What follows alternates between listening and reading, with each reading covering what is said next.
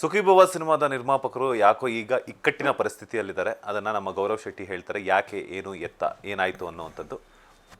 Sir, ಇಕ್ಕಟ್ಟಿನ ಪರಿಸ್ಥಿತಿ ಅಂದರೆ ಮಧ್ಯದಲ್ಲಿ ಕೂರಿಸ್ಕೊಂಡ್ಬಿಟ್ಟಿದ್ದೀವಿ. ಅದಕ್ಕೆ ಯಾಕೆ ಮಧ್ಯದಲ್ಲಿ ಹಾಕ್ಕೊಂಡ್ರಿ ಅಂತ. ಪ್ರೊಡ್ಯೂಸರ್ ಇರಬೇಕಲ್ವ ಸರ್, ಅದಕ್ಕೆ. ಎಸ್, ಸುಖೀಭವ ಸಿನಿಮಾದಲ್ಲಿ ನಿಮ್ಮ ಪಾತ್ರದ ಬಗ್ಗೆ ಹೇಳೋದಾದರೆ ಹೆಂಗಿತ್ತು? ಪ್ರೊಡ್ಯೂಸರು ಮತ್ತು ಅಲ್ಲಿ ಮೈತ್ರಿ ಜಗ್ಗಿ ಅವರಿದ್ದಾರೆ. ಸೊ ಹೆಂಗಿತ್ತು ಎಕ್ಸ್ಪೀರಿಯನ್ಸ್ ಓವರಾಲ್ ಸಿನಿಮಾದ ಬಗ್ಗೆ? ಸರ್, ಮೈತ್ರಿ ಜಗ್ಗಿ ಅಣ್ಣ ಅವ್ರ ಬಗ್ಗೆ ಹೇಳಬೇಕು ಅಂದರೆ, ನಾವು ಚಿಕ್ಕ ಹುಡುಗರು. ಅವರು ಆ ಸಿನಿಮಾ ಮೈತ್ರಿ ಪಿಕ್ಚರ್ ಮಾಡಿದಾಗ ಸೀರಿಯಸ್ ಆಗಿ ನೆಕ್ಸ್ಟ್ ಲೆವೆಲ್ ಚೆನ್ನಾಗಿ ಮಾಡಿದರು. ಅವ್ರ ಜೊತೆ ನಂದು ಕಾಂಬಿನೇಷನ್ ಇದೆ, ಅದ್ಭುತವಾಗಿ ಬಂದಿದೆ ಸಿನಿಮಾದಲ್ಲಿ. ನೀವು 100% ನಗ್ತೀರಾ ನೀವು. ನಾನು ಚಾಲೆಂಜ್ ಮಾಡಿ ಹೇಳ್ತೀನಿ. ಬಿಟ್ಟರೆ ನಮ್ಮ ಸಂತೋಷ್ ಸರ್ ಬಗ್ಗೆ ಹೇಳಬೇಕು ಅಂದರೆ, ತುಂಬ ಒಳ್ಳೆಯ ಪ್ಯಾಷನ್ ಇರೋವಂಥ ಪ್ರೊಡ್ಯೂಸರ್ ಸರ್. ಯಾಕೆಂದರೆ ಹೊಸಬ್ರನ್ನ ಹಾಕೊಂಡು ಸಿನಿಮಾ ಮಾಡೋದು ಅಷ್ಟು ಈಸಿ ಅಲ್ಲ. ಅದು ಇವಾಗಿರೋ ಪರಿಸ್ಥಿತಿಯಲ್ಲಿ ಅದನ್ನು ಧೈರ್ಯ ಮಾಡಿದ್ದಾರೆ ಅಂದರೆ ಅವರು 100% ಅವ್ರಿಗೆ ಇರೋ ಕಾನ್ಫಿಡೆನ್ಸ್ ಮೆಚ್ಚಲೇಬೇಕು ಸರ್. ಆಮೇಲೆ ಅಪ್ರಿಷಿಯೇಟ್ ಮಾಡಬೇಕಾಗುತ್ತೆ. ಆಮೇಲೆ ಆ ಸಿನಿಮಾ ಗೆಲ್ಲೇಬೇಕಾಗುತ್ತೆ. ಯಾಕೆಂದರೆ ಸಿನಿಮಾ ಗೆದ್ದರೆ, ಸರ್ ಗೆದ್ದರೆ ಎಷ್ಟೋ ಜನ ಹೊಸ ಕಲಾವಿದರುಗಳಿಗೆ ಅವಕಾಶ ಕೊಡ್ತಾರೆ, ಹೊಸ ಡೈರೆಕ್ಟರ್ಗಳಿಗೆ. ಯಾಕೆಂದರೆ ಇದು ಹೊಸ ಡೈರೆಕ್ಟರ್ಗೆ ಅವಕಾಶ ಕೊಟ್ಟಿರೋದು. ಸೊ ಈ ಸಿನಿಮಾ ಚೆನ್ನಾಗಾದರೆ ಇನ್ನೊಂದು ಸ್ವಲ್ಪ ನಮ್ಮಂಥ ಕಲಾವಿದರಿಗೆ ಅಥವಾ ಪ್ಯಾಷನ್ ಇಟ್ಕೊಂಡಿರೋ ಡೈರೆಕ್ಟರ್ಗಳಿಗೆ ಅವ್ರು ಇನ್ವೆಸ್ಟ್ ಮಾಡ್ತಾರೆ. ಹಾಗಾಗಿ ಈ ಸಿನಿಮಾ ಗೆಲ್ಲಬೇಕು. ಈ ಸಿನಿಮಾದಲ್ಲಿ ನನ್ನ ಪಾತ್ರ ಏನಂದರೆ ಸೆಕೆಂಡ್ ಹೀರೋ ಅಂತಲೇ ಹೇಳ್ಬೋದು. ಏನು ಸರ್? ಅಂದರೆ ಸೆಕೆಂಡಲ್ಲಿ ಬರೋ ಹೀರೋ ಅಲ್ಲ, ಸೆಕೆಂಡ್ ಹಾಫಲ್ಲಿ ಬರೋ ಹೀರೋ. ಸೆಕೆಂಡ್ ಹಾಫ್ ಫುಲ್ಲು ನಮ್ಮದೊಂದು, ನಿಮ್ಮದೇನು ಕಾಮಿಡಿ ಟ್ರ್ಯಾಕನ್ನು ಎಷ್ಟು ದಿನ ನೋಡಿದ್ರೆ ಆ ಥರ ಒಂದು ಕಾಮಿಡಿ ಟ್ರ್ಯಾಕ್ ಚೆನ್ನಾಗಿ ಹೋಗ್ತಾ ಇರುತ್ತೆ. ನನ್ನ ಜೊತೆ ಸಂತು ಇರ್ತಾರೆ, ಆಮೇಲೆ ಡಬ್ ಸ್ಟಾರ್ ನಿಖಿಲ್ ಇರ್ತಾರೆ. ಹೋಗ್ತಾ ಹೋಗ್ತಾ ಹೋಗ್ತಾ ಹೆಂಗಾಗ್ಬಿಡುತ್ತೆ ಅಂತ ಜನಕ್ಕೆ ಅಂದರೆ ಕನೆಕ್ಟ್ ಆಗಿಬಿಡ್ತೀನಿ. ಅಂದರೆ ಓಕೆ, ಇವ್ನಿಗೆ ಮೋಸ ಆಗ್ತಿದೆ ಈ ಥರ ಏನೋ ಒಂದು ಜನಕ್ಕೆ ಗೊಂದಲ. ಸಿನಿಮಾಯಿಂದ ಎದ್ದು ಹೋದ್ಮೇಲೂ ಆಚೆ ನೆನಪಲ್ಲಿ ಇಟ್ಕೊಂಡಿರೋ ಅಂಥ ಕ್ಯಾರೆಕ್ಟ್ರು ಕಾಡುತ್ತೆ. ಅಂದರೆ ಒಂದು ಸ್ಯಾಟಿಸ್ಫ್ಯಾಕ್ಷನ್ ಸಿಗುತ್ತೆ. ಓಕೆ, ಗುಡ್ ಅನ್ನೋ ಥರ ಆ ಥರ ಒಂದು ಕ್ಯಾರೆಕ್ಟರ್ ಮಾಡಿದ್ದೀನಿ ಸರ್. ನೀವಾಗಲೇ ಹೇಳಿದ್ರಿ ನೀವು ಚಿಕ್ಕ ವಯಸ್ಸಿದ್ದಾಗ ಅವ್ರು ಸಿನಿಮಾ ಮಾಡಿದ್ರಿ ಅಂತ ಹೇಳ್ಬಿಟ್ಟು. ನಾನು 5ನೇ ಕ್ಲಾಸ್ ಇದ್ದಾಗ ನೀವು ವೆಬ್ ಸೀರೀಸ್ ಎಲ್ಲ ಶುರು ಮಾಡಿದ್ರಿ ಅಲ್ಲ? ನೀವು ಹಂಗಾರೆ ಈಗ 10ನೇ ಕ್ಲಾಸಾ? ಹೌದು. ಯಾವ ಸ್ಕೂಲು ಸರ್?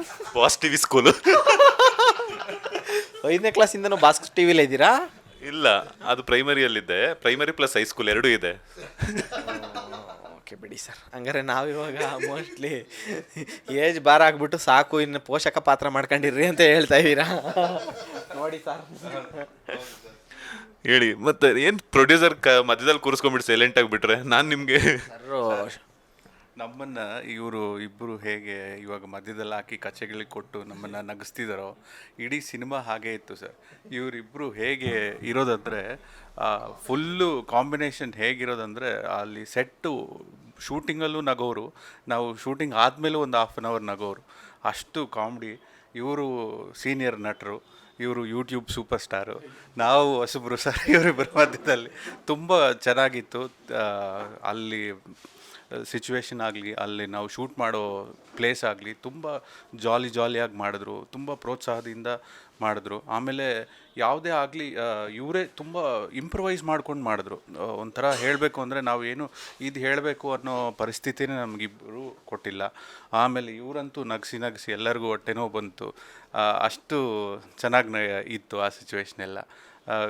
ಗೌರವ್ ಅವರು ತುಂಬ ಲೈಕ್ ಏನು ಬೇಕು, ಎಷ್ಟು ಹಂಬಲಾಗಿ ಎಲ್ಲ ನೀಟಾಗಿ ಮಾಡಿಕೊಂಡು ಅವ್ರಿಗೆ ಏನಿದೆಯೋ ಅವರು ಒಂಥರ ಆ ಕಾಮಿಡಿಗೆ ಕಾಮಿಡಿ. ಆಮೇಲೆ ಇವ್ರದ್ದು ಇನ್ನೊಂದು ಇಂಪಾರ್ಟೆಂಟ್ ವಿಷಯ ಹೇಳಬೇಕಂದ್ರೆ, ಇವರು ಮೂವಿ ಪ್ರೀ ಕ್ಲೈಮ್ಯಾಕ್ಸಲ್ಲಿ ಒಂದು ತುಂಬ ಎಮೋಷ್ನಲ್ ಸಿಚುವೇಶನ್ ಇದೆ. ನೀವು ಮೋಸ್ಟ್ಲಿ ಗೌರವ್ ಅವ್ರನ್ನ ಆ ಥರ ನೋಡಿರಲ್ಲ. ಈ ಮೂವಿಯಲ್ಲಿ ಸ್ವಲ್ಪ ಹೊಸ್ದಾಗಿ ಅವರು ಕಾಣ್ತಾರೆ. ಅದೇ ಅವ್ರು ಹೇಳಿದ್ದು, ನಿಮಗೆ ಮೂವಿ ಆದಮೇಲೂ ನಿಮ್ಗೆ ಆ ಕ್ಯಾರೆಕ್ಟರ್ ಕಾಡುತ್ತೆ ಅಂತ. ನೀವು ಅವ್ರನ್ನ ಹಾಗೆ ನೆನ್ಪಿಟ್ಕೊಳ್ಳೋ ಸಿಚುವೇಶನ್ ಆಗುತ್ತೆ.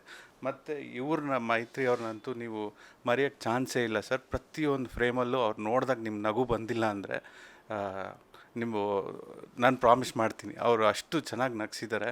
ಆಮೇಲೆ ಡೈಲಾಗ್ಸ್ ಬರೀ ನಗಿಸೋದೊಂದೇ ಅಲ್ಲ ಸರ್, ಮೆಸೇಜಸ್ ಕೊಟ್ಟಿದ್ದಾರೆ ಕೆಲವು. ನಾನು ಆವಾಗಲೂ ನಿಮಗೆ ಹೇಳ್ತಾ ಇದ್ದೆ, ಈ 90s ಕಿಡ್ಡು 80s ಕಿಡ್ಡು ಈ ಥರ ನಿಮಗೆ ಕಾಣ್ಬೋದು. ಆ ಡೈಲಾಗ್ ತುಂಬ ಚೆನ್ನಾಗಿ ಬಂದಿದೆ. ಆಮೇಲೆ ತುಂಬ ಡೈಲಾಗ್ಸ್ ಸರ್, ಇವರು ಟ್ರೈಲರಲ್ಲಿ ಟೀಸರಲ್ಲಿ ನೀವು ನೋಡಿದ್ರೆ ಇರುತ್ತೆ, ಒಂದು ಹೊಸ್ತನ ಇದೆ ಅದರಲ್ಲೂ. ತುಂಬ ಚೆನ್ನಾಗಿ ಮಾಡಿದ್ದಾರೆ.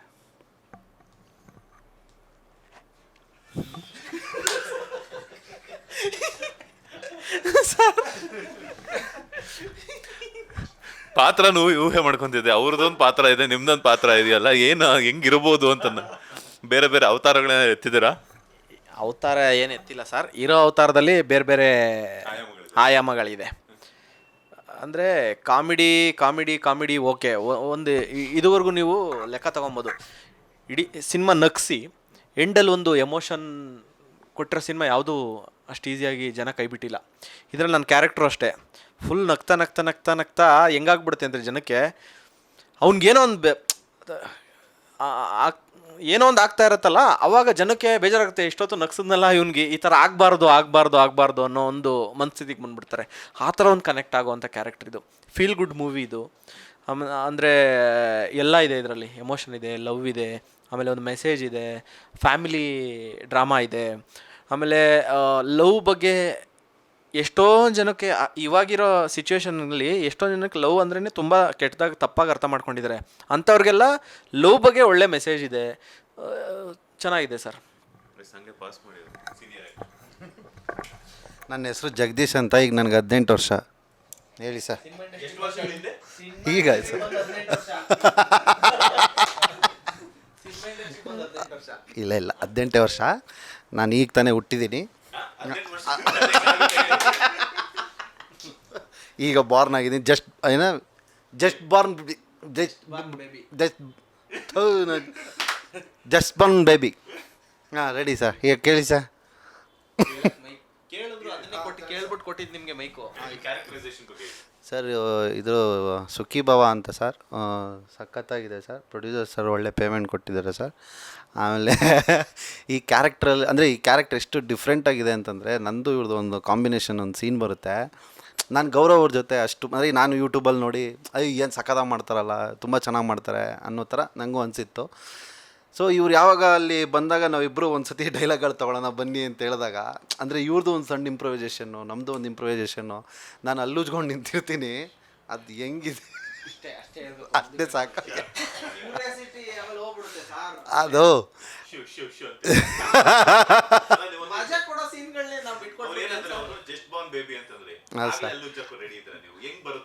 ಸರ್ ಬರುತ್ತೆ ಸರ್. ಅಲ್ಲೂ ಸರ್ ಬೆಳ್ಳಾಕೊಂಡು ಉಚ್ತೀನಿ ಅಲ್ಲೇ ಅಲ್ಲಿಗೆಲ್ಲ ಸರ್. ಇದು ಯುಗ ಏನು ಬೇಕಾದ್ರೆ ಆಯ್ತದೆ, ಕರೆಕ್ಟಾ? ಒಂದು ಆಗೈತೆ ಸರ್.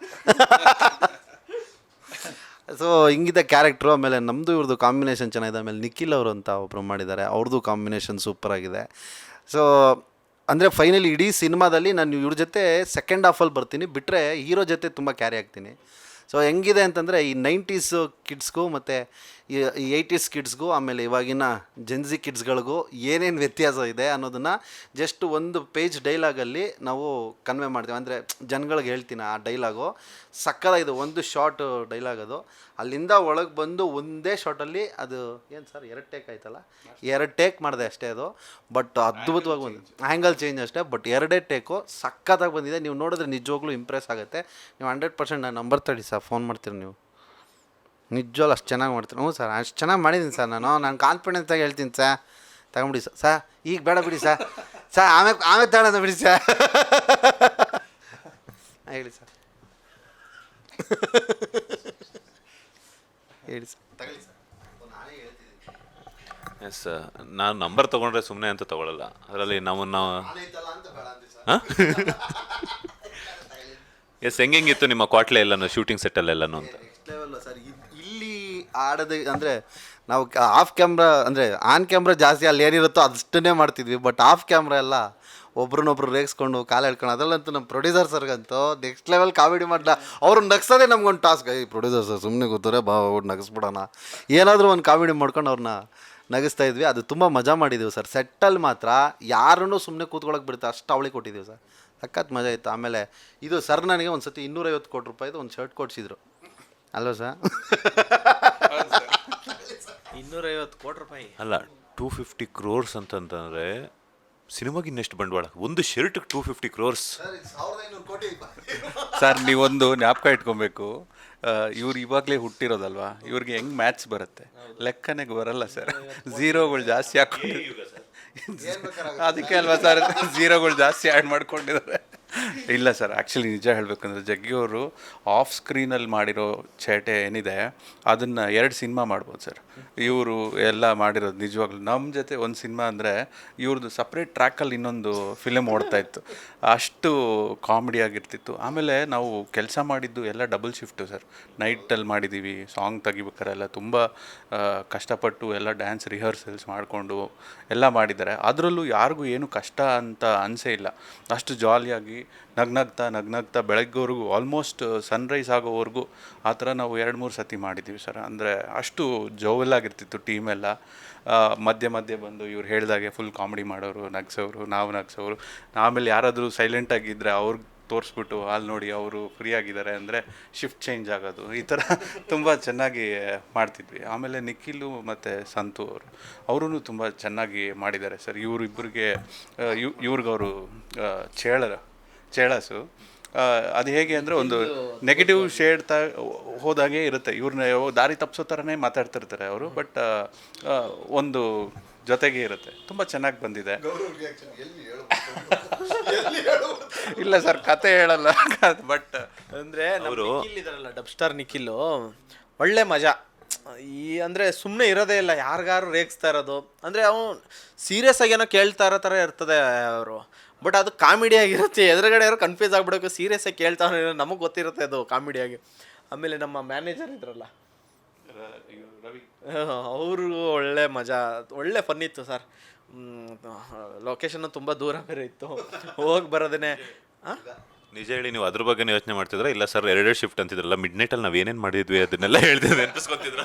ಇಲ್ಲ ಮಿಡ್ ನೈಟಲ್ಲಿ ಸಾಂಗು ಎಲ್ಲ ಹಾಗೆ, ಅದು ಬೇರೆ ಲೊಕೇಶನ್ ಬೇರೆ ದೂರ ಇದೆ ಅಂತಂದ್ರೆ ಎಲ್ಲ ಔಟ್ಡೋರೇ ಸರ್. ಔಟ್ಡೋರೇನಾ? ಎಲ್ಲ ಔಟ್ಡೋರೇನಾ? Cinema shooting sir, cinema shooting ಅದು ಒಂಥರ ಶೂಟಿಂಗ್ ಸರ್. ಜಗ್ಗಿ ಅಣ್ಣ ಅವ್ರಿಗೆ ಎಕ್ಸ್ಪೀರಿಯನ್ಸ್ ಜಾಸ್ತಿ. ನಾನು ಇನ್ನು ಈಗ ಹುಟ್ಟಿದ್ದೀನಿ. ಪುನರ್ಜನ್ಮ ಸರ್ ಇಲ್ಲ, ನಾವು ಬೇರೆ ಸಿನಿಮಾಗಳೆಲ್ಲ ನೋಡಿದ್ದೀವಲ್ವಾ. ಈ ನಮಗೆ ಅಂದರೆ ನಮಗೆ ಸಂತೋಷ್ ಸರ್ ಏನಕ್ಕೆ ಪ್ಯಾಷನ್ ಅನಿಸಿದ್ದು ಅಂದರೆ, ಸೆಟ್ಟಲ್ಲಿ ಇರೋರು ನೋಡ್ಕೊಳ್ಳೋರು ಎಲ್ಲನೂ. ಅಂದರೆ ಬೇರೆಯವ್ರನ್ನೇ ಬೇರೆ ಯಾರನ್ನಾರು ಬಿಟ್ಕೊಡೋರು. ಆಮೇಲೆ ನಮಗೆ ಇಲ್ಲಿ ಇನ್ನೊಂದು ಏನಂದರೆ, ಬೇರೆ ಯಾರಾದ್ರೂ ಅಂದರೆ ಪೇಮೆಂಟ್ ವಿಷಯದಲ್ಲಿ ಯಾರನ್ನೋ ಮಧ್ಯದಲ್ಲಿ ಬಿಟ್ಬಿಟ್ಟು ಅವರು ಒಂದು ತಿಂಗಳು ಆಟಾಡ್ಸೋದು, ಸರ್ ನೇರವಾಗಿ ಕಾಂಟ್ಯಾಕ್ಟ್ ಮಾಡಿಬಿಟ್ಟು ನೇರವಾಗಿ ದುಡ್ಡು ಹಾಕೋರು. ಅದು ಎಲ್ಲೋ ಒಂದು ಕಡೆ ತುಂಬ ಅಂದರೆ ಕೆಲಸ ಮಾಡಿರೋದಕ್ಕೆ ಇಮಿಡಿಯೇಟಾಗಿ ಹಾಕೋದಿದೆಯಲ್ಲ, ಅದು ಎಲ್ಲೋ ಒಂದು ಕಡೆ ಖುಷಿ ಆಯಿತು ಸರ್. ಯಾರು ಹಂಗೆ ಮಾಡಿರಲಿಲ್ಲ, ಅದಕ್ಕೆ ಥ್ಯಾಂಕ್ಸ್ ಹೇಳಲೇಬೇಕು ಸರ್ಗೆ. ಸರ್, ನಮ್ಮನ್ನು ನೀವು ಕಾಂಟ್ಯಾಕ್ಟ್ ಮಾಡಲೇ ಇಲ್ಲ ಸರ್. ನೆಕ್ಸ್ಟ್ ಟೈಮ್ ಶ್ಯೂರಾಗಿ ಮಾಡೋಣ ಸರ್, ನಿಮ್ಮ ಜೊತೆ ಸೇರ್ಕೊಳ್ಳೋಣ. ನೀವು ನೋಡೋಕೆ ತುಂಬ ಚೆನ್ನಾಗಿದ್ದೀರಾ. ಹೌದಾ? ನನಗೆ ಸರ್, ನಾನು ನಾರ್ಮಲ್ ಆಗಿ ಹೇಳ್ತಿದ್ದೀನಿ, ಇವರೇ ಎಲ್ಲದಕ್ಕೂ ಅದಕ್ಕೆ ಡಬಲ್ ಮೀನಿಂಗ್ ಸೇರಿಸ್ತಿದ್ದಾರೆ. ಇವಾಗ ಟ್ರೋಲ್ ಮಾಡೋಕ್ಕೇನೆ ಪ್ಲ್ಯಾನ್ ಆದಂಗಿದೆ ಇದು. ಇಲ್ಲ ಸರ್, ನಾವು ಸೇರಿ ಮಾಡೋಣ, ಮೂವಿ ಮಾಡೋಣ. ಸರಿ ಸರ್, ಮಾತಾಡಿ. ಕಂಟಿನ್ಯೂಷನ್ ಎಲ್ಲರೂ ಸೇರಿ ಮಾಡೋಣ, ಒಂದು ಸಿನಿಮಾ ಮಾಡಿ ಸರ್. ಯಾರು ಸರ್? ನಾನು ಇನ್ನೂ ಈಗ ಹುಟ್ಟಿದ್ದೀನಿ ಸರ್. ತಕ್ಷಣ ಸಿನಿಮಾ ಮಾಡ್ತಾ ಇದ್ದೀರಾ ನೋಡಿ ಅಂತ. ಎಸ್, ಲೊಕೇಶನ್ಸ್ ಬಗ್ಗೆ ಅಂತೂ ಹೇಳಿದರೆ ಆಯಿತು, ಕಾಂಬಿನೇಷನ್ಸ್ ಬಗ್ಗೆ ಹೇಳಿದ್ದಾಯಿತು. ಅದ್ರ ಜೊತೆಗೆ ಒಂದು ಮೆಸೇಜ್ ಓರಿಯೆಂಟೆಡ್ ಕೂಡ ಇದೆ, ಲವ್, ಆ್ಯಕ್ಷನ್, ಡ್ರಾಮಾ, ಆ ಥರ ಈ ಥರ ಅಂತ ಹೇಳ್ಬಿಟ್ಟು. ಸೊ ಯಾವ ರೀತಿಯಾದಂತಹ ಮೆಸೇಜ್ನ ಸುಖೀಭವ ಸಿನಿಮಾದಿಂದ ಎಕ್ಸ್ಪೆಕ್ಟ್ ಮಾಡಬಹುದು? ತಂದೆ ಮಗನ ಸೆಂಟಿಮೆಂಟ್ ಬೇರೆ ಇದೆ ಅಂತ ಹೇಳ್ತಿದ್ದಾರೆ. ಈಗಿನ ಕಾಲದಲ್ಲಿ ಹೆಂಗೆ ಅಂತಂದರೆ, ತಂದೆ ಏನು ಕೊಡಿಸಿಲ್ಲ ಅಂತಂದರೆ ನೀವು ಏನು ಮಾಡಿದ್ಯಾ ಹಂಗೆ ಹಿಂಗೆ ಅನ್ನೋವಂಥದ್ದೆಲ್ಲ ಇರುತ್ತೆ. ಸೊ ಆ ಒಂದು ಎಮೋಷ್ನಲ್ ಮೂಮೆಂಟ್ಸ್ನ ಯಾವ ರೀತಿ ಕ್ಯಾರಿ ಮಾಡಿದ್ದೀರಾ ಅಂತ? ಸರ್, ಆ್ಯಕ್ಚುಲಿ ನನ್ನ ಪಾರ್ಟ್ ಬಂದ್ಬಿಟ್ಟು ಲವ್ ರಿಲೇಟೆಡ್ ಸೀನ್ಗಳಿದ್ದು. ಸೊ ಹಂಗಾಗಿ ತಂದೆ ಮಗಂದು ಸರ್ ಅವ್ರು ಹೇಳ್ಬೇಕಾಗುತ್ತೆ, ಯಾಕೆಂದರೆ ಅವರು ಇರುತ್ತೆ. ನನ್ನ ಟ್ರ್ಯಾಕ್ ಬೇರೆ ಇದೆ. ಅದು ಬಿಟ್ಟರೆ ಅದೇ ಲವ್ ಅಂದರೆ ನಾನು ಆಗಲೇ ಹೇಳ್ದಂಗೆ ತುಂಬ ಜನಕ್ಕೆ ಲವ್ ಅನ್ನೋ ಪರ್ಸೆಪ್ಷನ್ ಬೇರೆ ಇದೆ. ಲವ್ ಅಂದರೆ ಬೇರೆ ಥರ ಅಂದ್ಕೊಂಡಿದ್ದಾರೆ. ಆ್ಯಕ್ಚುಲಿ ಅದು ನನಗೂ ಕನೆಕ್ಟ್ ಆಗುತ್ತೆ. ಯಾಕೆಂದರೆ ಪರ್ಸ್ನಲಿ ನನಗೆ ಲವ್ ಅಂದರೆ ಮೋಸ್ಟ್ಲಿ ನಾನು ಒಂದೆರಡು ಜನ್ರೇಷನ್ ಹಿಂದೆ ಹುಟ್ಟಬೇಕಾಗಿತ್ತು ಅನಿಸುತ್ತೆ. ನನಗಿನ್ನೂ ಲವ್ ಅಂದರೆ ಮೈಂಡಲ್ಲಿ ಅದೇ ಇದೆ, ಪ್ಯೂರಿಟಿ ಅಥವಾ ಜೆನ್ಯೂನಿಟಿ, ಅಥವಾ ಒಂದು ಲವ್ ಅಂದರೆ ಪದೇ ಪದೇ ಚೇಂಜ್ ಆಗೋದಲ್ಲ, ಅದು ಈ ಥರ ಒಂದು ಮನಸ್ಥಿತಿ ಇರೋ ಹುಡುಗ ನಾನು. ಹಂಗಾಗಿ ಮೊನ್ನೆ ನಾನು ನಿಮ್ಮನ್ನು ಇಂಟರ್ವ್ಯೂ ಮಾಡಬೇಕಾದ್ರೆ ನೀವು ಬೇರೆ ಥರ ಹೇಳಿದೆ ತಾನೆ, ಅಮೇರಿಕನ್ ಮಾಡೆಲ್ ನನ್ನ ಮುಖನೇ ನೋಡಿಲ್ಲ. ನೆನಪಿದ್ಯಾ? ಸರ್ ಲವ್ ಬಗ್ಗೆ ಹೇಳ್ತಾ ಇದ್ದೀನಿ ನಾನು. ಅದು ನೀವು ಏನು ಹೇಳಿದ್ದೆ ಅಂದರೆ ಟಾಕ್ಸಿಕ್ ಪಿಕ್ಚರಲ್ಲಿ ಕಾರ್ ಒಳಗಡೆ ಇರ್ತಾರಲ್ಲ, ಅವ್ರು ನೋಡ್ಬಿಟ್ಟು ನಿಮ್ಗೆ ಕ್ರಶ್ ಆಗಲಿಲ್ವ ಅಂದರು. ನಾನು ಅದಕ್ಕೆ ಅವ್ರ ಮಕನೇ ಕಾಣಿಸ್ಲಿಲ್ಲ ಕ್ರಶ್ ಆಗಕ್ಕೆ ಅಂದೆ. ಸರ್ ಅದು ಬೇರೆ ಸರ್. ಅಂದರೆ ಲವ್ ಅಂದರೆ ಅದೇ ನಮ್ಮ ಮೆಂಟಾಲಿಟಿ ಏನಂದ್ರೆ ಲವ್ ಅಂದರೆ ಆ ಥರ. ಮೋಸ್ಟ್ಲಿ ಈಗಿರೋ ಪ್ರೆಸೆಂಟ್ ಸಿನಾರಿಯೋದಲ್ಲಿ ಆ ಥರ ಲವ್ ತುಂಬ ಜನ ಮಾಡ್ತಾ ಇಲ್ಲ. ಸೊ ಹಂಗಾಗಿ ನಾನು ಅದಕ್ಕೆ ಹೇಳಿದ್ದು 2 ಜನ್ರೇಷನ್ ಹಿಂದೆ ಹುಟ್ಟಬೇಕಾಗಿತ್ತೇನೋ ನಾವು ಅಂತ. ಹಂಗಾಗಿ ಆ ಥರ ಲವ್ ಮಾಡ್ತಾ ಇರೋರಿಗೆ ಒಂದು ಕ್ಲೀನ್ ಲವ್ ಮೇಲೆ ಮೆಸೇಜ್ ಇದೆ ಇದರಲ್ಲಿ, ತುಂಬ ಚೆನ್ನಾಗಿದೆ ಅದು. ಎಮೋಷನಲಿ ಲವ್ ಮೇಲಾರು ತಗೊಬೋದು, ಲವ್ ಒಳಗಾರು ತಗೊಬೋದು. ಹಾಂ, ಲವ್ ಮೇಲೆ, ಲವ್ ಅನ್ನೋ ಮೇಲೆ. ಹಾಂ, ಹುಡುಗನೇ ಹೇಳ್ತಾ ಇರೋದು. ಮೇಲಲ್ಲ, ಡೈರೆಕ್ಟ್ ಸಿನಿಮಾದಲ್ಲೇ. ಹಾಂ, ಹುಡುಗನ ಲವ್ ಓಕೆ, ಹುಡುಗಿಗೆ ಹೇಳೋ ಲವ್ ಒಟ್ನಲ್ಲಿ ಲವ್. ಹ್ಞೂ, ಅಷ್ಟೇ. ಹುಡುಗಿ ಯಾರ ಮಾಡ್ಬೋದು, ಹುಡುಗ ಯಾರ ಮಾಡ್ಬೋದು, ಲವ್ವೇ ಒಟ್ನಲ್ಲಿ ಲವ್.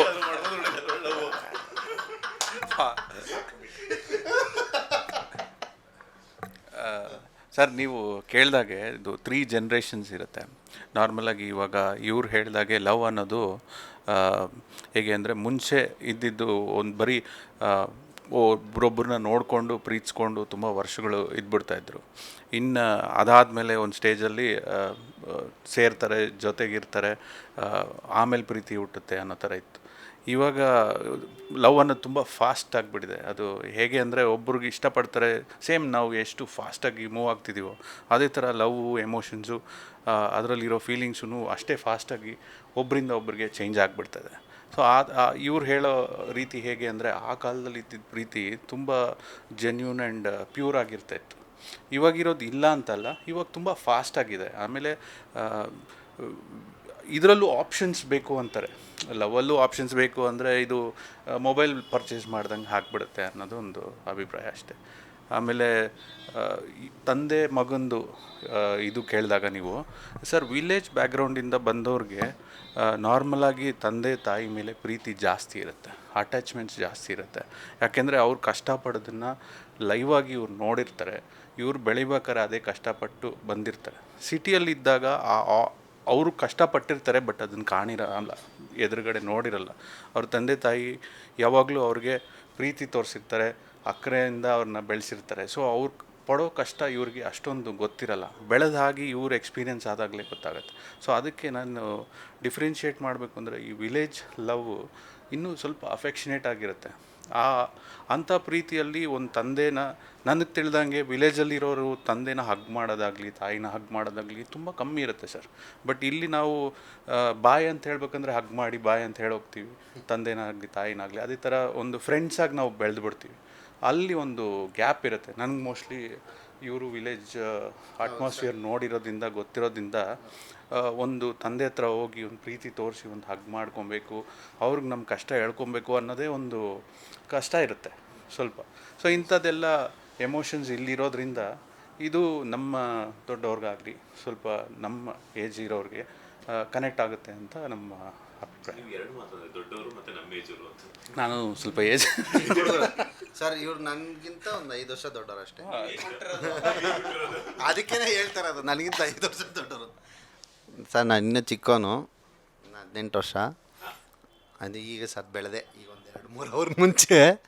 ಏನು ಹೇಳ್ತಾ ಇದ್ವಿ ಸರ್, ಏನು ಮಾತಾಡ್ತಾ ಇದ್ವಿ ಸರ್? ನೀವು ನಿಮ್ಮ ತಂದೆನ ಹಗ್ ಮಾಡಿ ಅಲ್ಲ, ಏನು ಮಾತಾಡ್ತಾ ಇದ್ವಿ ಸರ್ ನಾವು? ಎಲ್ಲೆಲ್ಲ ಹೊಟ್ಟೋಯ್ತಿದ್ದು. ಸರ್, ನಿಮ್ಮ ತಂದೆನ ಯಾವಾಗಾರು ಹಗ್ ಮಾಡಿದ್ದೀರಾ? ಓ, ನಮ್ಮ ಅಪ್ಪ ನಿಜವಾಗ್ಲೂ ನಮ್ಮ ಜನ್ರೇಷನ್ ಅವ್ರಿಗೆ, ನಮ್ಮ ಊರಲ್ಲಿ ಅಂದರೆ ನಮ್ಮ ಸುತ್ತಮುತ್ತ ನಾವು ಅಂದರೆ ನಮ್ಗೆ ಮನಸ್ಸಲ್ಲಿದೆ ನಮ್ಮ ತಂದೆ ತಾಯಿಗೆ ಪ್ರೀತಿ ತೋರಿಸ್ಬೇಕು ಅಂತ, ಅಥವಾ ನಮ್ಮ ತಂದೆಗೆ ತಾಯಿಗೆ ಫೋನ್ ಮಾಡಿಬಿಟ್ಟು ಅಥವಾ happy mother's day father's day ಹೇಳಬೇಕು ಅಂತ ನಮಗೆ ಖುಷಿ ಇದೆ, ಬಟ್ ಮುಜುಗರನೂ ಇದೆ. ಈ ಥರ ಒಂದು ಜನ್ರೇಷನ್ನವ್ರು ನಾವು. ಗೊತ್ತಿಲ್ಲ, ಈಗಿನ ಜನ್ರೇಷನ್ ತುಂಬ ಸ್ಪೀಡಾಗಿ ಓಕೆ ಫಾದರ್ಗೆ ಫುಲ್ ಸೆಲ್ಫಿ ತಗೊಳ್ಳೋದು, ಹಂಗೆ ನಮಗೆ ಜೊತೆಲಿ ಒಂದು ಸೆಲ್ಫಿ, ಇವತ್ತಿಗೂ ನಮ್ಮ ಫ್ಯಾಮಿಲಿ ಜೊತೆ ಒಂದು ಸೆಲ್ಫಿ ಇಲ್ಲ ಅಂದರೆ ಅಂದರೆ ಒಂದು ಮುಜುಗರ ಇರುತ್ತೆ ನಮಗೆ ಅವ್ರಿಗೆ. ಅಥವಾ ಬರ್ತಡೇ ದಿನ ಫೋನ್ ಮಾಡಿದ್ರೆ ಸಡನ್ನಾಗಿ ಈಗ ಏನಾದ್ರು ಫೋನ್ ಮಾಡ್ತೀನಿ, ಏನು ಯಾವತ್ತೂ ಇಲ್ಲದೆ ಇರೋದು ಇದು ಹೊಸ್ದಾಗಿ. ಪೆನ್ಸಿಲ್ ಯಾವಾಗಾದ್ರೂ ಕೇಳಿದೀವ ನಾವು? ಅಂದರೆ ನಮ್ಮಲ್ಲಿ ನಮ್ಮ ಜನ್ರೇಷನ್ ಏನಂದ್ರೆ ಮನಸ್ಸಲ್ಲಿದೆ ತುಂಬ ಪ್ರೀತಿ, ಅದು ಎಕ್ಸ್ಪ್ರೆಸ್ ಮಾಡಬೇಕು ಅನ್ನೋದಿದೆ, ಬಟ್ ಅದು ನಮ್ಗೆ ಬರಲಿಲ್ಲ. ಅದು ಆ ಥರ ಸಕ್ಕತ್ತಾಗಿದೆ. ಏನು ಅದು ಅದೇ ನಮ್ಮ ತಂದೆಯವ್ರನ್ನ ಅಂದರೆ ನಮ್ಮ ಅಪ್ಪ ಪೊಲೀಸ್ ಬೇರೆ ತುಂಬ ಸ್ಟ್ರಿಕ್ಟಾಗಿ ಬೆಳೆಸಿದ್ರು. ಯಾವ್ದು ಇದಕ್ಕೂ ಆ ಥರ ಫುಲ್ಲು ಫ್ರೀಯಾಗಿ ಬಿಟ್ಟಿದ್ದೇ ಇಲ್ಲ. ಬಂದರೆ ಏಕ್ ಮಾಡ್ದೊತ್ತು ಕೂಡ ಚೆನ್ನಾಗಿ ಬಾರಿಸೋರು. ಅದು ಆ ಭಾಷೆ ಇತ್ತು ಗೊತ್ತಾ, ಬಾ ಎಷ್ಟು ಕಿವಿಗೆ ತಂಪು ಅಂದರೆ ಸರ್ ಸೆನ್ಸಾರ್ ಆಗ್ತಂದಿಲ್ಲ ಅಂದರೆ ನಾನು ಆರಾಮ ಹೌದಾ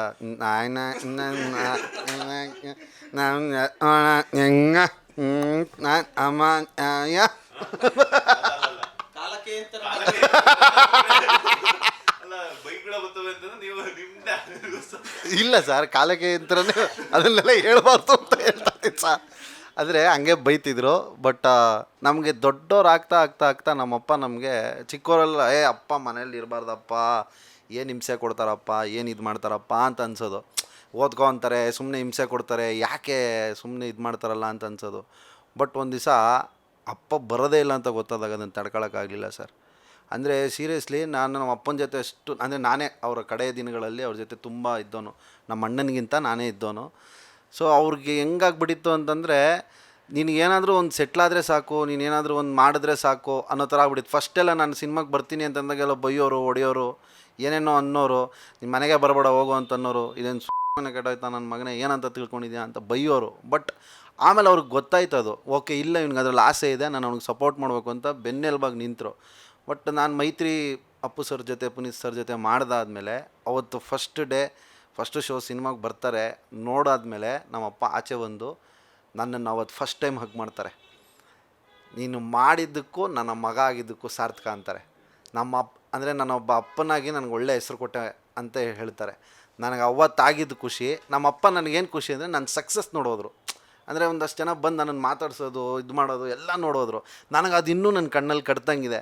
ನಮ್ಮ ಡೈರೆಕ್ಟ್ರು BM ಗಿರಿರಾಜ್ ಸರ್ ಹತ್ರ ಕೈಯಲ್ಲಿ ಹಿಡ್ಕೊಂಡು ನನ್ನ ಮಗನ ಬೆಳೆಸ್ಬಿಟ್ರಿ ಸರ್ ಅಂತಾರೆ. ಅಂದರೆ ಸರ್ ನನಗೆ ನಿಜವಾಗ್ಲೂ ಅವ್ರಿಗೇನೋ ಗೊತ್ತಿಲ್ಲ, ಏನೋ ಆಗಬೇಕು ಅನ್ನೋದ್ರಲ್ಲೇ ನನಗೋಸ್ಕರನೇ ಏನೇನೋ ಮಾಡಿ ಅವರು ಇವತ್ತು ನಾನು ಇಷ್ಟೊಂದು ಕೂತ್ಕೊಂಡು ಮಾತಾಡ್ತಿದ್ದೀನಿ ಅಂತಂದರೆ ನಮ್ಮ ಅಪ್ಪಾಜಿನೇ ಕಾರಣ. ನಾನು ಕೆಲವೊಂದು ಸಲ ಬೈಕೊಂಡಿದ್ದೀನಿ ಮನಸ್ಸಲ್ಲೇ ಅವ್ರನ್ನ, ಏನಪ್ಪ ಏನೋ ಇಷ್ಟೊಂದು ಹಿಂಸೆ ಕೊಡ್ತಾರೆ ಅಂತ. ಬಟ್ ಅವತ್ತೊಂದು ದಿನ ಆಸ್ಪತ್ರೆಗೆ ಹೋದಾಗ ಮತ್ತೆ ಫೋನ್ ಮಾಡೋರು ಯಾವಾಗಲೂ ಎಲ್ಲಿದ್ಯಾ, ಅವ್ರು ಹಿಂಗೆ ಎಲ್ಲಿದ್ಯಾ ಅಂತನೂ, ಇಲ್ಲ ಮನೇಲಿ ಇದ್ದೀನಿ, ಏನು ಹೇಳೋ, ಏನಕ್ಕೆ ಫೋನ್ ಮಾಡ್ತಾರಪ್ಪ ಅಂತ ಅನ್ಸೋದು. ಈಗ ಫೋನೇ ಬರೋಲ್ಲ. ಎಲ್ಲಿದೆಯೋ ಅವ್ರೊಂದು ಡೈಲಾಗ್ ಯಾವಾಗಲೂ ಟೋನಲ್ಲಿ ಕರೆಯೋದು, ಎಲ್ಲಿದೆಯೋ ಅನ್ನೋರು. ಈಗ ಅದೊಂದು ಸತಿ ನಾನೇ ಮನೇಲಿ ನನ್ನ ಮಗನಿಗೆ ಮಾಡ್ತೀನಿ, ಎಲ್ಲಿದೆಯೋ ಅಂತೀನಿ. ನಮ್ಮಪ್ಪನ ಅವಾಗ ನೆನ್ಸ್ಕೊತಿರ್ತೀನಿ. ಸೊ ಅಪ್ಪ ಈಸ್ ಆಲ್ವೇಸ್ ಗ್ರೇಟ್. ಅವರು ದಯವಿಟ್ಟು ನಿಮ್ಮ ಅಪ್ಪ ಇರಬೇಕಾದ್ರೇ ನೀವು ಅವ್ರಿಗೆ ಏನು ಪ್ರೀತಿ ತೋರಿಸ್ಬೇಕು, ಏನು ಇದು ಮಾಡಬೇಕು ಎಲ್ಲ ಮಾಡಿ. ಹೋದ್ಮೇಲೆ ಬರೋಲ್ಲ. ತುಂಬ ಎಮೋಷ್ನಲ್ ಆಗ್ತಾಯಿದ್ದೀರಾ. ನಿಮ್ಮಪ್ಪನ ಆಶೀರ್ವಾದ ಇದ್ದೇ ಇರುತ್ತೆ. ಎಸ್, ಫೈನಲಿ ಸಿನಿಮಾ ರಿಲೀಸ್ಗೆ ರೆಡಿ ಇದೆ, ಏನು ಕೇಳ್ತೀರಾ ಅಂತ ಸರ್? ಅಂದರೆ ಸಿನಿಮಾ ಅನ್ನೋದು ಒಂದು ಎಮೋಷನ್ನು. ಏನೋ ಒಂದು ಪ್ರೆಷರ್ ಇರುತ್ತೆ, ಸ್ಟ್ರೆಸ್ ಇರ್ತಾರೆ. ಕೆಲವು ನಿಜ ಹೇಳಬೇಕು ಅಂದರೆ ಎಷ್ಟೊಂದು ಜನಕ್ಕೆ ಫ್ಯಾಮಿಲಿ ಜೊತೆ ಓಡಾಡಿಕೊಂಡು ಆ ಎಮೋಷನ್ನ ಕನೆಕ್ಟ್ ಮಾಡ್ಕೊಂಡು ಅನುಭವಿಸೋಕ್ಕೆ ಟೈಮ್ ಸಿಕ್ಕಿರಲ್ಲ. ಮನೆಯವ್ರ ಜೊತೆ ಹೋಗಿ ಎಲ್ಲೋ ಒಂದು ಕಡೆ ಆ ಫ್ಯಾಮಿಲಿ ಬಾಂಡಿಂಗ್ ಇರುತ್ತಲ್ಲ, ಅದನ್ನು ಎಕ್ಸ್ಪೀರಿಯೆನ್ಸ್ ಮಾಡೋಕ್ಕೆ ಆಗೇ ಇರಲ್ಲ. ಈಗ ನನಗೆ ತೊಗೊಳ್ಳಿ, ನಾನು ಹಾಸ್ಟೆಲಲ್ಲಿ ಬೆಳೆದಿರೋನು. ನನ್ನ ಫ್ಯಾಮಿಲಿ ಜೊತೆ ಒಡನಾಟ ತುಂಬ ಕಡಿಮೆ ನನಗೆ, ರಿಲೇಟಿವ್ಸ್ ಜೊತೆ ಆಗಲಿ. ಆ ಥರ ಇರೋರಿಗೆಲ್ಲ ಈ ಸಿನಿಮಾ ಏನಾಗ್ಬಿಡುತ್ತೆ ಅಂದರೆ ಆ ಎಮೋಷನ್ನ ತಿಳಿಸುತ್ತೆ, ಆ ಎಮೋಷನ್ ಜೊತೆ ಕನೆಕ್ಟ್ ಮಾಡುತ್ತೆ, ಚೆನ್ನಾಗಿರುತ್ತೆ. ಅದೊಂದು ಎಕ್ಸ್ಪೀರಿಯೆನ್ಸ್ ಮಾಡ್ತೀರಾ ನೀವು ಥಿಯೇಟ್ರಿಗೆ ಬಂದು ಸಿನಿಮಾ ನೋಡಿದಾಗ.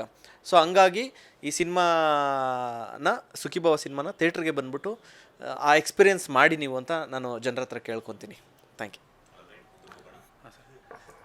ಸರ್. ಸುಖೀಭವ ಅನ್ನೋದು ಒಂದು ಒಳ್ಳೆ ಕನ್ನಡ ಸಿನಿಮಾ. ಫೆಬ್ರವರಿ 6 ರಿಲೀಸ್ ಆಗ್ತಿದೆ. ನಿಮ್ಮ ಹತ್ತಿರದ ಥಿಯೇಟ್ರಿಗೆ ಬಂದು ನೀವು ಈ ಸಿನಿಮಾ ನೋಡಿ ನಮಗೆಲ್ಲ ಒಂದು ಪ್ರೋತ್ಸಾಹ ಕೊಟ್ಟು ಆಶೀರ್ವದಿಸಿ ಈ ಮೂವಿನ ಗೆಲ್ಲಿಸ್ಬೇಕು. ಆಮೇಲೆ ಈ ಮೂವಿ ಏನಕ್ಕೆ ನೋಡಬೇಕು ಅಂದರೆ, ನಾನು ಹೇಳಿದಾಗೆ ಇವಾಗ ನೀವೇನು ನೋಡಿದ್ರಿ ಈ ಕಂಪ್ಲೀಟ್ ಪ್ಯಾಕೇಜ್ ಇರುತ್ತೆ. ನಾವು ನಗ್ತಾ ಇದ್ವಿ, ಸಡನ್ನಾಗಿ ಎಮೋಷನ್ ಆದ್ವಿ, ಲೈಫಲ್ಲಿ ಒಂದು ಮೆಸೇಜು ಕೊಟ್ಟರು. ಇದೇ ಥರ ಈ ಮೂವಿನೂ ಇದೆ. ಸೊ ಎಲ್ಲ ನಮ್ಮ ಜೀವನದಲ್ಲಿ ಡೇ ಟು ಡೇ ಏನೇನು ನಡೆಯುತ್ತೆ ಅನ್ನೋದ್ರ ಬಗ್ಗೆ ನಾವು ಸೇರಿಸಿ ಒಂದು ಸಿನಿಮಾ ಮಾಡಿದ್ದೀವಿ. ಇದನ್ನು ನೀವು ಎಲ್ಲರೂ ಎಂಜಾಯ್ ಮಾಡ್ತೀರಾ, ಸಣ್ಣ ಹುಡುಗರಿಂದ ದೊಡ್ಡವ್ರವ್ರಿಗೂ ಎಲ್ಲರಿಗೂ ಇಷ್ಟ ಆಗುತ್ತೆ ಅಂತ ಅಪೇಕ್ಷೆ. ಸುಖೀಭವ ಚಿತ್ರನ ಏನಕ್ಕೆ ನೋಡಬೇಕು ಅಂದರೆ ಇದು ಒಂದು ಒಳ್ಳೆ ಕಂಟೆಂಟ್ ಇರೋವಂಥ ಸಬ್ಜೆಕ್ಟು. ಅಂದರೆ ಏನೋ ದೊಡ್ಡದಾಗಿ ಅಬ್ಬರವಾಗಿ ಇನ್ನೊಂದೇನೋ ಅನ್ನೋದು ಮಾಡಿದೀವಿ ಅನ್ನೋದಕ್ಕಿಂತ ಎಲ್ಲರ ಮನಸ್ಸು ಮುಟ್ಟೋ ಥರ ಸಿನಿಮಾ ಮಾಡಿದ್ದೀವಿ, ಎಲ್ರಿಗೂ ಇಷ್ಟ ಆಗೋ ಥರ ಸಿನಿಮಾ ಮಾಡಿದ್ದೀವಿ, ಎಲ್ರಿಗೂ ಖುಷಿ ಕೊಡೋ ಥರ ಸಿನಿಮಾ ಮಾಡಿದ್ದೀವಿ. ನಿಮ್ಮ ಸುತ್ತಮುತ್ತ ನಡೆಯೋ ಕಥೆಯನ್ನು ನಿಮ್ಮ ಮುಂದೆ ತಂದಿಡೋವಂಥ ಪ್ರಯತ್ನವನ್ನು ಮಾಡಿದ್ದೀವಿ. ಈಗ ಅದೇ ಟ್ರೆಂಡಿಂಗಲ್ಲಿರೋದು ಆಲ್ಮೋಸ್ಟ್ ರೀಲ್ಸಲ್ಲಾಗಿರ್ಬೋದು, ಇನ್ನೊಂದಾಗಿರ್ಬೋದು, ಅದಕ್ಕೆ ಅಷ್ಟೊಂದು ಟ್ರೆಂಡಿಂಗಲ್ಲಿ ಓಡ್ತವೆ ಅಂತ ಅಂದ್ಕೊತೀನಿ. ಸೊ ಆ ಥರದ್ದು ಒಂದಷ್ಟು ವಿಚಾರಗಳು ಇದರಲ್ಲಿ ತುಂಬಾ ಇದ್ದಾವೆ. ಸೊ ದಯವಿಟ್ಟು ಇದೇ ಫೆಬ್ರವರಿ 6ನೇ ತಾರೀಕು ಸುಖೀಭವ ರಿಲೀಸ್ ಆಗ್ತಿದೆ. ಎಲ್ಲರೂ ಫ್ಯಾಮಿಲಿ ಸಮೇತ ಬಂದು ಸಿನಿಮಾವನ್ನು ನೋಡಿ. ಫುಲ್ ಆಫ್ ಪ್ಯಾಕೇಜಿಂಗ್ ಇರೋವಂಥ ಸಿನಿಮಾ. ದಯವಿಟ್ಟು ನಮ್ಮ ಸಿನಿಮಾವನ್ನು ನೋಡಿ. ಎಸ್, ಫೈನಲಿ ಮೊನ್ನೆ ನೀವು ನುಡಿದಂತಹ ಭವಿಷ್ಯ ನಿಜವಾಗಿದೆ. ಗಿಲ್ಲಿ ಅವರು ಗೆದ್ದಾಗಿದೆ. ಸೊ ಯಾವ ರೀತಿ ವಿಷಯವನ್ನು ತಿಳಿಸ್ತೀರಾ ಆ್ಯಸ್ ಎ ಕೋಸ್ಟಾರ್ ಆಗಿ? ಗಿಲ್ಲಿ ಅವ್ರಿಗೆ ಅಂದರೆ ಎಷ್ಟೊಂದು ಜನದ ಕನಸಲ್ವ ಅದು, ಆ ಥರ ಒಂದು ಸಿಗಬೇಕು. ಎಷ್ಟೊಂದು ಜನ ಆಸೆ ಪಡ್ತಾ ಇರ್ತಾರೆ ನಮಗೂ ಈ ಥರ ಸಿಗಬೇಕು ಅಂದರೆ.